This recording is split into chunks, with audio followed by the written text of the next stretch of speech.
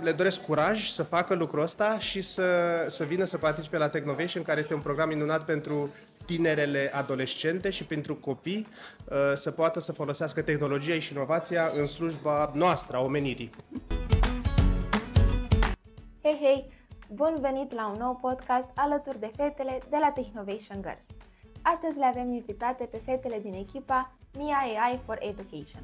Ce faceți, fetelor? Cine sunteți și de ce este vorba în proiectul vostru? Bună! Suntem bine! Mulțumim de invitație! Eu sunt Maria. Eu sunt Ioana.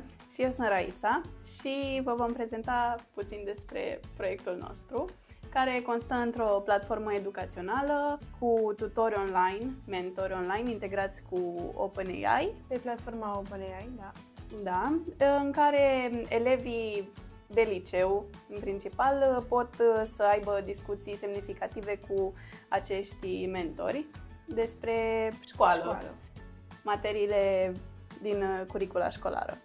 Da, orice elev poate să acceseze platforma, este gratuită, poate să pună întrebări despre teme, despre opere literare, poate urmează un test, au nevoie de niște pregătiri înainte și atunci poate să întrebe asistenții. Iar materialele pe care le încărcăm în platformă sunt disponibile pe site și sunt oferite de către profesori, deci sunt sigure. Și de unde v-a venit ideea pentru această aplicație? Ideea a pornit de la asociația Mia's Children, unde doamna Mia Scarlat are grijă de peste 40 de copii mai puțin norocoși, iar noi am petrecut și tabere cu ei în vară și am văzut astfel o nevoie de aprofundare a cunoștințelor acumulate la clasă și atunci ne-am gândit să pornim cu platforma. Și ei sunt testerii noștri a platformei, beta testers, și am stat alături de ei, au lucrat cu Mia AI și suntem foarte mândre de ei și de interacțiunile pe care le-au avut cu asistenții. Ei sunt primii utilizatori și ne-au spus că chiar au considerat platforma utilă și i-au ajutat în a înțelege mai bine materia de la școală. Cum a fost pentru voi experiența Technovation Girls? Din punctul meu de vedere, a fost o experiență foarte semnificativă pentru noi și pentru vârsta noastră. Am învățat niște lucruri foarte benefice, am învățat munca în echipă, ne-am ascultat reciproc și cel mai important este că am plecat de la o problemă reală din generația noastră de school dropout și nevoia de a aprofunda lecțiile învățate la școală și nu mulți au posibilitatea și nevoie, accesul la mentori și desigur cu această platformă nu înlocuim profesorii. Da, însă vrem să oferim un sprijin copiilor care chiar au nevoie de această platformă. Da, mai ales că este gratuită și poate să acceseze orice elev și oricând. Da. Când v-ați înscris în Technovation Girls, v-ați gândit deja la aplicația asta sau ați construit așa pe timp după ce v-ați inspirat și de la copilaș? Ne-am înscris prin octombrie, atunci am făcut primul brainstorming și ne-am gândit la idee. Oricum noi ne cunoșteam cu copiii de la asociație de câțiva ani și așa ne-a venit ideea, da? Adică am avut deja ideea și cu ocazia acestui concurs internațional Technovation Girls am putut să o punem în aplicare. De ce ați ales să participați la Technovation Girls? Noi am ales să participăm la Technovation Girls pentru că ni s-a părut o oportunitate foarte mare în a ne dezvolta personal, mai ales că este un concurs pentru fete și implică și tehnologia. Un alt motiv pentru care am vrut să participăm a fost motivul de autocunoaștere, să ne punem la încercare cunoștințele pe care le avem și să ne dezvoltăm, să vorbim între noi, să ne dăm seama fiecare cum gândește și să reușim să muncim în echipă. Și mai ales am învățat foarte multe lucruri noi și interesante de la mentorii noștri. Am avut 2 mentori, unul pe partea tehnică și celălalt pe partea de business. Am învățat să ne completăm skill-urile pe care le avem fiecare și astfel să le unim încât să iasă totul un întreg. Da. Cum a început aventura voastră în Technovation Girls? Eu am primit un mesaj de la Maria cu care am fost la grădiniță împreună și nu prea am mai vorbit de atunci. Da, exact. Acest proiect ne-a unit înapoi și da, exact. Și la fel, eu cu Ioana ne-am cunoscut în cadrul concursului, nu ne știam înainte, se știau ele două și noi două și ne-am unit pentru a forma această echipă. Ne-a fost un pic greu la început pentru că trebuia să ne sincronizăm puțin programele pentru că învățăm la licee diferite și atunci a fost mai greu. Da. Dar am reușit până la urmă. Care au fost principalele voastre provocări întâlnite în Technovation Girls? A fost că profesorii au fost puțin reticenți în a da materialele, însă acum, după experiența noastră, putem spune că pot să aibă încredere în noi și să ne ajute. Avem și un formular pe site pe care îl pot completa. Și vrem ca cât mai mulți profesori să afle de această aplicație. Noi avem un formular pe platforma noastră unde poate completa, profesorul respectiv poate completa formularul și să ne ajute cu materiale. Sau orice altă companie sau organizație care vrea să susțină educația poate completa formularul de pe site-ul nostru. Aș zice că o altă provocare a fost să ne manageim timpul, pentru că noi avem programe diferite. Maria e de dimineață la liceu și noi suntem după amiază și atunci trebuia să găsim cumva o cale de mijloc când să ne întâlnim și să lucrăm. Și de multe ori ne întâlneam după ce terminam noi două liceul sau în weekenduri. Dar au fost 6 luni pline de pasiune. Pe această cale vrem să le mulțumim doamnelor profesoare Florina Jambore și Ioana Nanu pentru ajutor cu materialele la limba română de liceu. Ce lecție importantă ați învățat în Technovation Girls? Pentru noi, Technovation Girls a fost un prilej de a învăța și programare în Python. Am urmărit câteva tutoriale pe YouTube și de asemenea un curs de la Harvard CS50 care ne-a ajutat pentru a dezvolta platforma și pentru a integra Google Drive-ul și platforma Streamlit și asistenții. Am lucrat și pe platforma OpenAI pentru a antrena asistenții. Ne-am pus un set de instrucțiuni ca să știe să vorbească cu elevii cât mai frumos, prietenos și așa. Și am construit site-ul și am integrat tot ce e pe site în prezent. Viața înainte grafică, v-ați ocupat și de partea asta? Cu ajutorul mentorului nostru pe partea tehnică și am învățat niște lucruri foarte interesante pe care nu le știam înainte, pe lângă programare și cum să construim un site. Am învățat despre plugin-uri, cum să facem legătura între platforma noastră, chatbot, OpenAI și înainte de a face efectiv tutorii online, i-am antrenat în Playground pe OpenAI și acolo a fost cea mai interesantă experiență din punctul meu de vedere, pentru că i-am dat fix materiale de la mine de la școală și i-am rugat să mă ajute cu un eseu și chiar a fost interesant și pentru mine, adică m-a ajutat inclusiv pe mine. Când învățam după școală, i-am folosit ca să vedem cum funcționează și cum ar fi experiența elevului pe platforma noastră. Da, adică a fost interesant faptul că noi am stat toate trei și ne-am gândit la problemele reale care există în generația noastră și că unii elevi nu au acces la meditații, alții probabil se simt rușinos să întrebe ce n-au înțeles, iar așa, fiind doar ei cu acest asistent față în față, pot să fie liberi să vorbească in our own way. Mai ales că poate să fie pe telefon, pe laptop, fiecare din camera lui, poate să fie oricând, e ușor de folosit. Să răspunde la oricâte întrebări ai, adică dacă nu înțelegi ce îți explică și îl rogi să simplifică până înțelegi și cumva încearcă să verifice faptul că ai înțeles. I-am rugat pe asistenți să propună jocuri la finalul conversațiilor ca să fie siguri că au înțeles elevii tot. Și cum ar fi spânzurătoarea, pun anumite întrebări, tu îi răspunzi. Cum credeți că va schimba Technovation Girls ca indivizi, dar și ca echipă? Pentru mine, Technovation Girls mi-a arătat într-un fel de ce sunt capabilă să fac, pentru că aveam teoria în cap, dar a fost un lucru foarte practic, în care chiar implicându-mă mi-am dat seama de anumite calități pe care le am, de care nu mi-am dat seama înainte, de felul cum am interacționat cu colegele mele și cu mentorii și mi-a plăcut să vin cu idei, să facem brainstorming Și foarte mult mi-a plăcut să lucrez cu copii de la Asociația Mia's Children. A fost o experiență foarte emoționantă pentru mine și când am văzut că ceva ce am făcut noi reușește să facă acești copii să învețe mai mult, să descopere anumite chestii, m-a emoționat.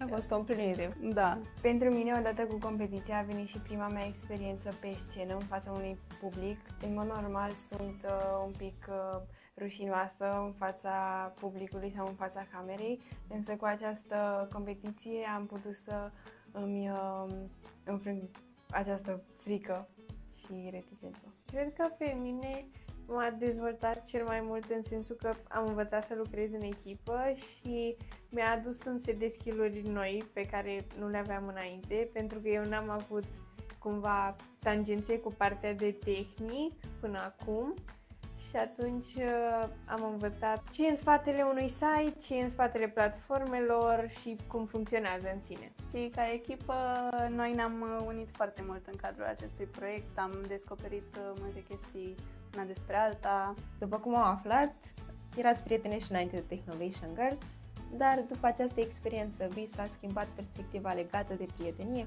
Perspectiva legată de prietenie, personal, mie nu mi s-a schimbat, adică am rămas cu aceleași principii, însă perspectiva legată de echipă mi s-a schimbat pentru că am văzut cât de important este să fim toate prezente în ceea ce facem, să nu tragă doar o persoană, adică am interacționat toate trei în mod egal și ne-am pus la cap ideile și e ca un joc de echipă, ca la volei. Perspectiva asupra prieteniei mi s-a schimbat pentru că am învățat să îmbin cumva prietenia cu un mediu de lucru și astfel suntem și prietene, dar știm și să lucrăm împreună. Vă doriți să urmați o carieră în domeniul tehnologiei? Eu, da, mai ales că sunt pe profil real la liceu și pot să zic că mă atrage un pic mai mult partea asta. Nu știu exact ce, dar știu că vreau să fie în acest domeniu. Eu mă gândeam să urmez facultatea pe ceva pe științe umane, pentru că sunt la filologie și atunci cred că mi s-ar potrivi mai bine psihologie. Eu vreau să rămân în domeniul de IT, pe partea de programare, pentru că asta fac și la liceu, de aceea mi-am ales liceul, însă vreau să îmbin programarea și partea de IT cu psihologia și cu arta. Adică mie îmi place foarte mult arta și mai mult mă îndrept spre partea creativă a lucrurilor decât să le gândesc foarte tehnic. Adică îmi pun imaginația la contribuție și așa îmi vin cele mai multe idei. Simți asta după ce ai participat la Technovation Girls sau simțeai și înainte? Simțeam și înainte, însă Technovation Girls mi-a arătat că chiar așa este, adică am simțit chemarea. Da. Din ce știu și văd că ați menționat și mai înainte, ați avut parte de mentor în această competiție. Cum a fost Technovation Girls alături de mentorii voștri? Eu pot să zic că au contribuit la formarea acestui proiect. Ne-au ajutat și pe partea tehnică, dar și pe partea de business. Cât și la formarea noastră personală ca oameni. Eu am învățat niște lucruri care mă vor ajuta în viitor și vor rămâne cu mine toată viața. Nu numai lucruri de pe partea tehnică și de business, dar și lucruri de viață. Mentorii noștri sunt niște oameni foarte buni și sunt chiar pe partea tehnică tatăl Mariei și pe partea de business sunt Ioanei. Deci din familia ta. Da, exact. Care este cea mai frumoasă experiență pe care ați trăit-o la Regional Pitch Event? Pentru mine a fost urcarea pe scenă și susținerea proiectului fața publicului și juraților, pentru că n-am avut astfel de oportunitate înainte și pot să zic că m-am dezvoltat un pic mai mult după acest eveniment. De asemenea, mi-a plăcut că am cunoscut și celelalte echipe și ideile lor, eram foarte curioasă de ceea ce se întâmplă, da, ceea ce au făcut ele. Exact. Cred că mie mi-a plăcut cel mai mult când s-au anunțat semifinaliștii, pentru că a fost un moment foarte emoționant și am simțit că toate echipele se susțineau între ele și se bucurau pentru ceilalți. Pentru mine a fost foarte emoționant că am avut și câțiva copii de la asociația Mia's Children cu noi și au văzut și ei prezentarea proiectului pe care l-am făcut în cadrul concursului, adică au ieșit din acel tipar, au venit să ne vadă pe noi și munca noastră, care teoretic a pornit de la ei.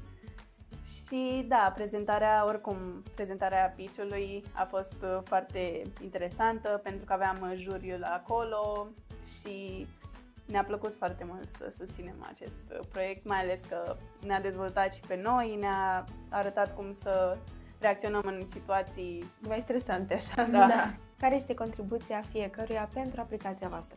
Fiecare dintre noi a avut o contribuție specială și am lucrat toate trei în mod egal și mentorii noștri s-au ocupat ca fiecare să contribuim. Însă, pentru mine cel mai mult mi-a plăcut faptul că am venit cu propria mea poveste și de ce aș folosi eu această platformă cu meditatori online. Cred că fiecare a avut o parte favorită și la mine sigur a fost când am făcut designul pentru site și când ne-am gândit la layout și ce să includem, ce fel de texte, ce fel de atribute ale proiectului sunt cele mai importante și poze de asemenea acolo. Eu m-am ocupat mai mult pe partea de text și de design a site-ului și a acelor două videouri pe care le-am pus în platformă. Și mi-a plăcut pentru că simt cumva că am o oarecare chemare către partea de scris. Și desigur, fiecare dintre noi, după fiecare întâlnire, a contribuit cu un Word în care ne-am adunat ideile și mentorii noștri ne-au ajutat să le îmbinăm, să le punem pe toate la un loc.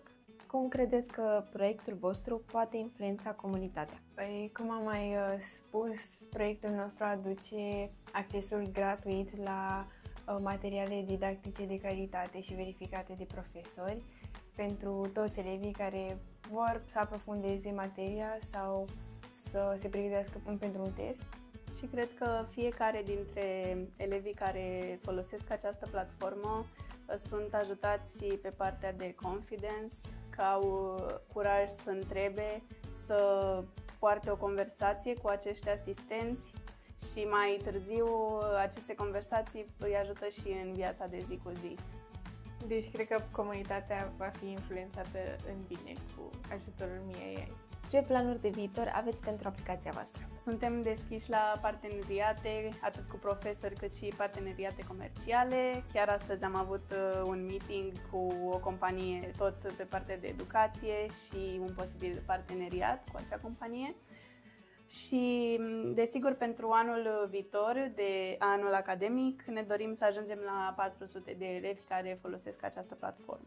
De asemenea, toate acestea nu se pot îndeplini fără ajutorul a cât mai multor profesori care să ne ajute cu materiale didactice pentru a antrena asistenții. Și încurajăm orice profesor care susține educația să ne contacteze. Sau alte companii de altfel care vor să ne susțină financiar. Să completeze formularul de pe site-ul miai.education. Ce sfaturi le oferiți fetelor care doresc să participe în viitor la Technovation Girls? Go for it! Chiar este o experiență care te dezvoltă ca persoană, te dezvoltă intelectual, emoțional și merită 100% să te implici în proiecte de genul. Este o experiență de neuitat care te formează și mereu va rămâne în mintea noastră. Deși e o experiență solicitantă, este una foarte frumoasă și, cum a zis și Maria, te formează în feluri neașteptate.